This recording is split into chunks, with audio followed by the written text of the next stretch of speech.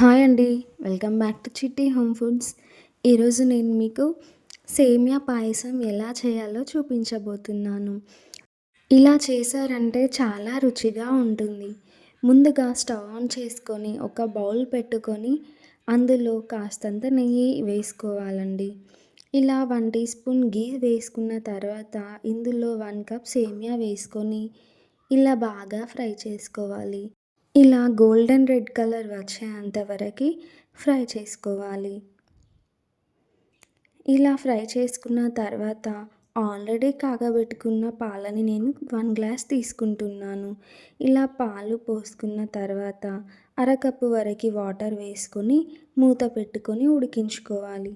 ఒక 5 నిమిషాల తర్వాత ఒక 4, 5 స్పూన్లు షుగర్ అనేది వేసుకోవాలి. ఎక్కువ స్వీట్ వేసుకున్న వాళ్ళు ఎక్కువ కూడా వేసుకోవచ్చండి.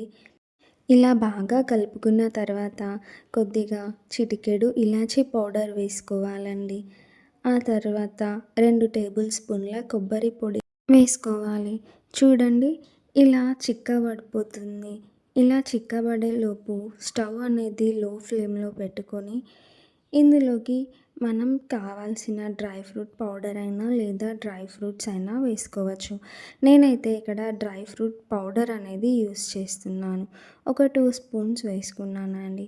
ఇందులోనే కిస్మిస్ కూడా వేసుకున్నాను. చూడండి సేమియా అనేది రెడీ అయిపోయింది. మీకు ఈ వీడియో నచ్చినట్లయితే please like, share, subscribe and comment. Thank you.